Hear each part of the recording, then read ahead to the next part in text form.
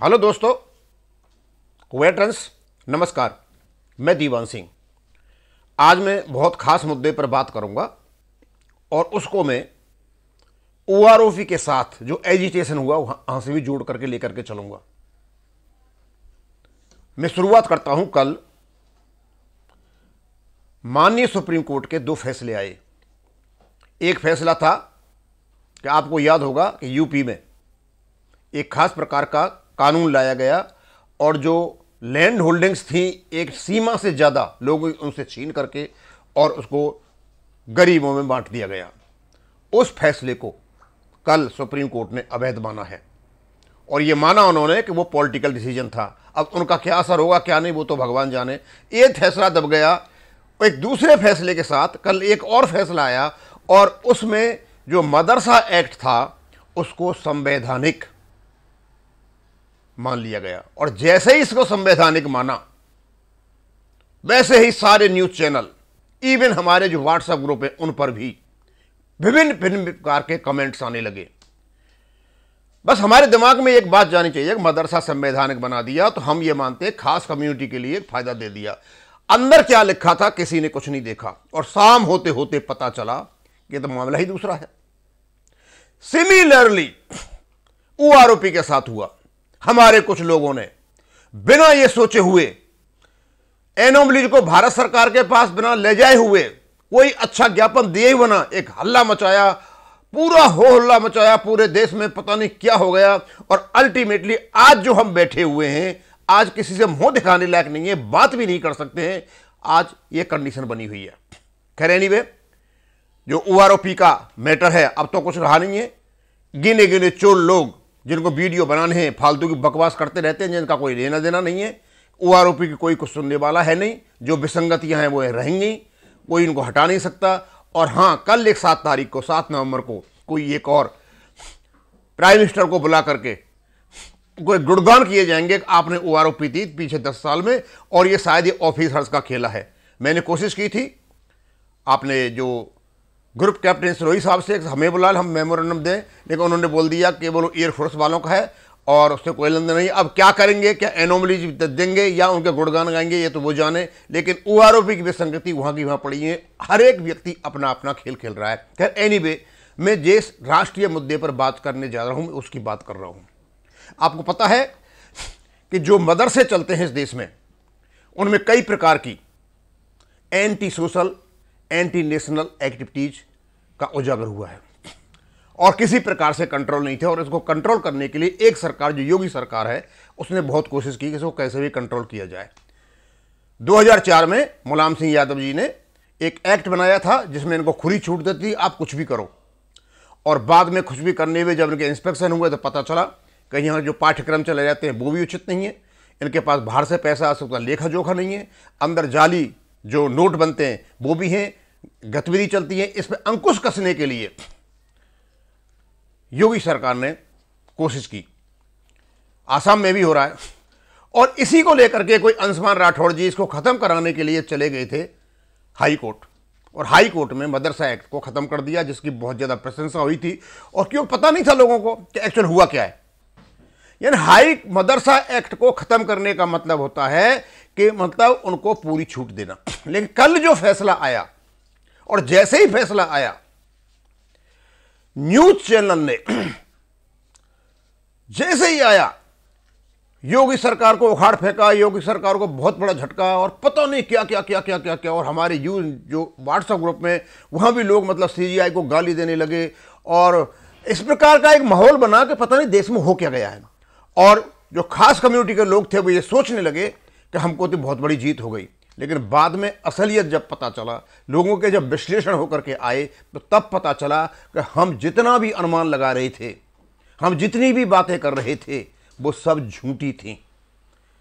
मदरसा act को संवैधानिक बताना एक प्रकार से योगी सरकार की जीत हुई है और मदरसा एक्ट के माध्यम से जो झटका दिया है, इन एंटी गतिविधि जो इनको चला करती थी उनको खत्म करने का एक साधन बना दिया है। अब मैं बताता हूं क्या है। यदि मदरसा एक्ट खत्म हो जाता है तो इनको छूट मिल जाती, क्योंकि संविधान में 29 और 30 जो आर्टिकल हैं उनमें छूट है कि आप अपनी रिलीजियस भी चला सकते हो और एजुकेशन भी चला सकते हो और अपने पैसे से चला सकते हो। लेकिन जब ये एक्ट के अंतर्गत आएगा तो सारे के सारे रेगुलेटरी सुपरवाइजिंग जो एक्ट हैं वो राज्य सरकार करेगी और एक भी गतिविधि किसी प्रकार की वहां नहीं हो पाएगी। जिस प्रकार उनको पता चला कि कुछ स्कूलों में बाहर से करोड़ों पैसा आया, उसका कोई लेखा जोखा नहीं था और इवन वहां पर जो जाली नोट बनाने की जो मशीन मिली थी वो भी वहां पर मिली थी। लेकिन बच्चों को तो नुकसान हो रहा था। अब सबसे बड़ा झटका जो इनको पड़ा है वो ये है कि ये कोई दो प्रकार की डिग्री दिया करते थे, कोई कामिल और फाजिल के नाम से। कामिल कोई ग्रेजुएशन की थी, फाजिल की कोई पोस्ट ग्रेजुएशन की थी।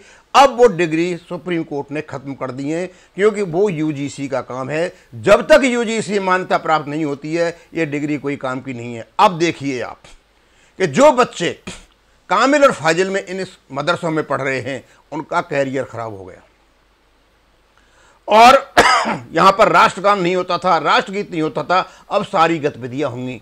यानी एक भी गतिविधि इन मदरसों में बिना सरकार की अनुमति के नहीं हो पाएगी। पूरा का पूरा सुपरविजन सरकार का होगा और इसका दूरगामी प्रभाव कहां पड़ेगा? इसका दूरगामी प्रभाव यह पड़ेगा कि राज्य सरकार के नीचे ही ये मदरसे काम करेंगे और ये मदरसे में हर प्रकार की राज्य सरकार को छूट होगी जा करके देखने की कि तुम क्या कर रहे हो और क्या नहीं कर रहे हो। तो शाम को जब काफ़ी चीज़ें आने लगीं और क्लियर होने लगीं तो पता चला कि ये न्यूज चैनल जो राष्ट्रीय न्यूज चैनल हैं इन्होंने जो गलत खबर चलाई बिना सुप्रीम कोर्ट के फैसले को पढ़े हुए, बिना उसका विश्लेषण किए हुए एक बहुत बड़ा संदेश गया। इन्होंने एक ऐसी स्थिति पैदा कर दी जिस स्थिति की जरूरत नहीं थी। लोगों के मनों में एक विद्वेष जैसा भर दिया और लोगों को ऐसी खुशी दे दी जो मतलब इससे कंसर्न थे, पता नहीं क्या हो गया है, लेकिन ये पता नहीं को कौन सा झटका मिल गया है। लगभग यही काम ओआरओपी में हुआ था। लोगों की एक्सपेक्टेशन इतनी उजागर कर दी थी, इतनी ऊपर चढ़ा दी थी कि पूरे देश से एक्सपेक्टेशन टूट गए और अपने अपने उसमें आके हरकत करने लगे। और आज वो हरकत ऐसी है कि अपने अपने संगठन बना करके अपने अपने क्या नाम है स्टेट में, अपने राज्य में, अपनी गलियों में बैठे हुए, अब इनको कोई पूछने वाला नहीं है और इवन अपनी जो विसंगतियां हैं वो भी भारत सरकार को नहीं पता। लगभग सेम कंडीशन इन लोगों ने की थी। तो मैं आपको बताना चाहूँगा कि ये जो भी कुछ हुआ है, खास करके मैं ये मदरसा एक्ट के बारे में बताना चाहता। मैंने न्यूज़ पे देखा था व्हाट्सएप ग्रुप पे कि लोग कई प्रकार से उत्तेजित हो रहे थे। ये कानून है, देश कानून से चलता है, किसी मनमर्जी से नहीं चलता। ये देश है और हम एक्स सर्विसमैन हैं, हम देश के लिए ही मरते हैं और देश के लिए सब कुछ करते हैं। अब ये तो है ही नहीं कि हम बस एक ओआरओपी का गीत गाते चलेंगे। हमारे जो भी केस आपके सुलझने ये सुलझेंगे केवल और केवल कोर्ट से। कोर्ट करेगा तो ठीक है, नहीं तो वो भी नहीं। और कोर्ट ने भी आजकल थोड़ा सा हमारे प्रति जो रवैया था थोड़ा सा अलग कर दिया है। मैंने देखा था एमएसपी वाला केस, एमएसपी में कोर्ट ने रिजेक्ट वाली कर दिया केस हमारा, लेकिन कोर्ट ने खुद माना है कि हाँ वहाँ डिस्क्रिमिनेशन हुआ है। अब कर भी क्या सकते हैं, कुछ नहीं कर सकते। तो मैं आपको ये बताना चाहता हूँ कि इस प्रकार की जो न्यूज़ें आती हैं व्हाट्सएप पे या कैसे भी जो मदरसे के बारे में आई, वहाँ योगी सरकार को कोई झटका नहीं है और ये दूसरे राज्यों के लिए भी एक बहुत बड़ा लेसन सिद्ध होगा। और उसमें एक बात और किसी ने जब उसको विश्लेषण कर रहे थे बहुत बड़ी बात बताई और यह हो सकता है कुछ होने जा रहा है। उसमें सीजीआई साहब ने कहा है कि जो मदरसा एक्ट को ख़त्म किया था हाई कोर्ट ने, यूपी के हाई कोर्ट ने उस एक्ट को जो ख़त्म किया था, और जो सीजीआई साहब ने कहा है कि यदि मूलभूत ढांचे का भी उल्लंघन हो रहा है तब भी आप मदरसा एक्ट को ख़त्म नहीं कर सकते। ये एक लाइन जो डाली हुई है आने वाले समय में, इसका मतलब ये हुआ कि जो बेसिक स्ट्रक्चर है संविधान का उसमें भी छेड़खान हो सकती है। इस प्रकार का इंडिकेशन भी वहाँ पर आया हुआ है।